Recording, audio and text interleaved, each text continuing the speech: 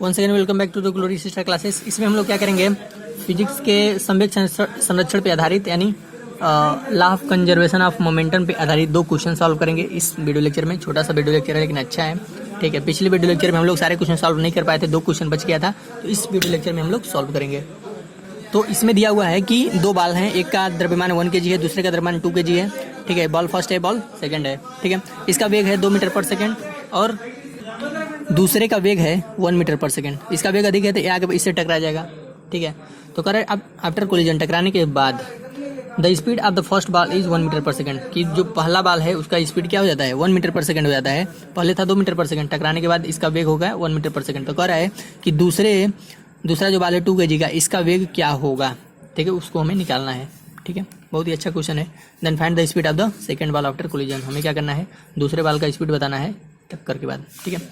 तो सबसे पहले हम यहाँ पे दो बॉल बना लिए हैं, सोल्यूशन इसका देखेंगे। मान लेते हैं पहले का वेग जो है 2 मीटर पर सेकंड u1 है और इसका द्रव्यमान m1 है यानी 1 kg है, और इसका वेग पहले था, दूसरे का वेग था 1 मीटर पर सेकंड, u2 से माने हैं u2, और यहाँ पे इसका द्रव्यमान को m2 से लिखे हैं 2 kg, ठीक है। अब ये टकराते हैं, टकराने के बाद क्या होगा, टकराने के बाद इसका वेग पहले द्रव्यमान जो है 1 kg का, इसका जो वेग हो गया v1 हो गया 1 मीटर पर सेकंड, और जो 2 kg का है उसका वेग हमें पूछ रहा है तो उसको हमने v2 से माना है।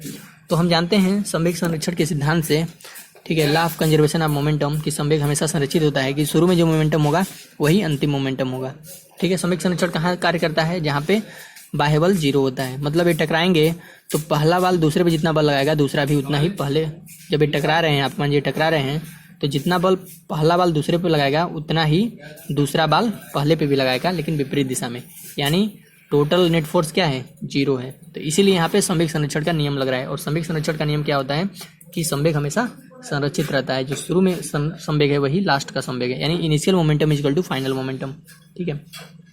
तो यहाँ पे इनिशियल मोमेंटम क्या है, इनिशियल में कुछ वेग है तो इनिशियल मोमेंटम यहाँ पे 0 नहीं होगा पिछले क्वेश्चन की तरह। इसमें क्या होगा कि इनिशियल मोमेंटम हमारा दिया हुआ है, इसका इनिशियल हमारा वेट कितना है, हमारा द्रव्यमान है 1 kg और वेग था इतना, दूसरे का द्रव्यमान इतना था और वेग था 1 मीटर पर सेकंड, यानी m1 u1 plus m2 u2, ये होगा प्रारंभिक संवेग।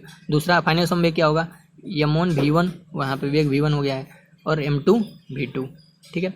वैल्यू रखेंगे, यहाँ पे 1 था, इसका वेग क्या था u1 था 2 मीटर पर सेकंड, ठीक है। और यहाँ पे m2 कितना था 2 kg और वेग था 1 metre per second, 2 × 1 equal to, final में क्या हो रहा है 1 किलोग्राम का वेग हो जा रहा है 1 × 1, ठीक है, प्लस दूसरे किलोग्राम जो दूसरा बाल है 2 kg का, उसका वेग हमें पूछ रहा है तो उसको हमने v2 से लिखा। इसी इक्वेशन को सॉल्व करेंगे, हमारा v2 आ जाएगा।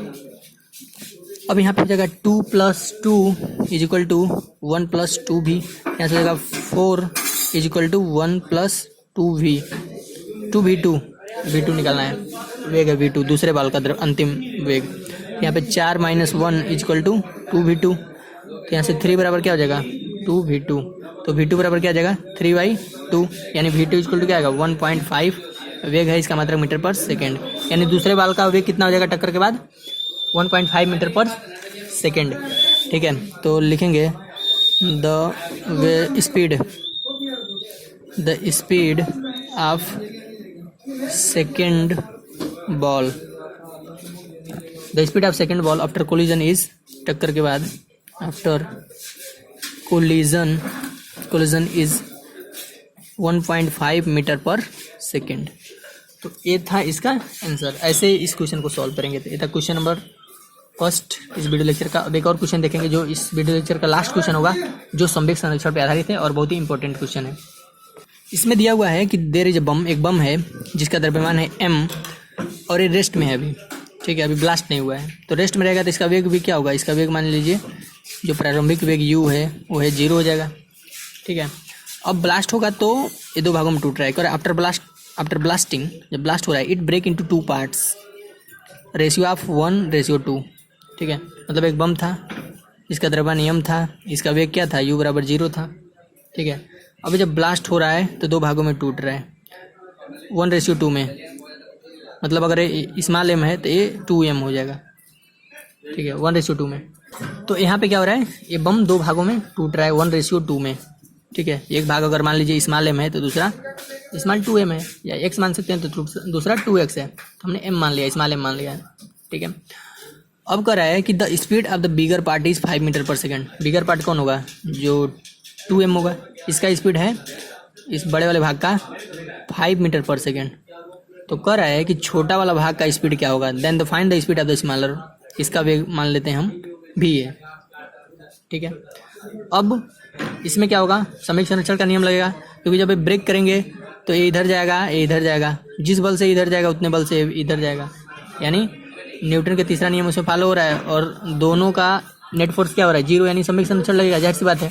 संवेग संरक्षण का नियम क्या होता है कि प्रारंभिक संवेग बराबर अंतिम संवेग, संवेग बराबर क्या है, नियत है।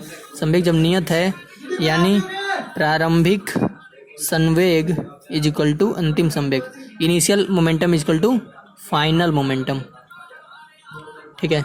तो इनिशियल मोमेंटम क्या होगा, इनिशियल मोमेंटम में क्या था, जो बम था वो विरामावस्था में था, यानी उसका वेग 0 था, यहाँ पे u बराबर हमने 0 मान लिया है, ठीक है। और अंतिम संवेग क्या होगा, अंतिम संवेग में क्या हो रहा है, 2 भागों में बट जा रहा है, एक बट रहा है 1:2 में बट रहा है।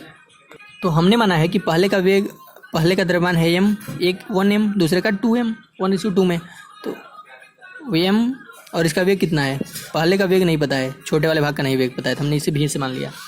और दूसरे का वेग यहाँ पे माइनस लिखेंगे, क्योंकि दोनों विपरीत डायरेक्शन में जाएंगे, ये इधर जाएगा तो दूसरा इधर जाएगा, और माइनस क्या हो जाएगा, दूसरे का द्रव्यमान कितना है 1:2 टूट रहा है, तो बड़े वाले का जो बड़ा वाला भाग है उसका वेग दिया है 5 मीटर पर सेकेंड, तो यहाँ पे हम × 5 लिख देंगे, ठीक है। तो हमें इस v को ज्ञात करना है, तो इधर तो हो गया 0, mv बराबर हो जाएगा -5 × 10m, तो यहाँ से क्या हो जाएगा, 10 को इधर करेंगे तो 10m इज इक्वल टू क्या आ जाएगा, m × v, तो m से m कैंसिल होगा, तो v बराबर क्या आ जाएगा 10 मीटर पर सेकेंड, यानी जो छोटा वाला भाग है उसका वेग होगा 10 मीटर पर सेकेंड। और छोटे वाले वेग, छोटा वाला जो भी पार्ट होगा किसी भी क्वेश्चन में, उसका वेग हमेशा बड़े वाले भाग से अधिक होगा। इसका वेग था, स्पीड था 5 मीटर पर सेकेंड, तो इसका स्पीड कितना हो जाएगा, इससे अधिक होगा, तो यहाँ पे आया भी है अधिक 10 मीटर पर सेकेंड, तो लिखेंगे स्मॉलर पार्ट का वेग स्पीड कितना होगा 10 मीटर पर सेकेंड, तो लिखेंगे the speed of smaller part of bomb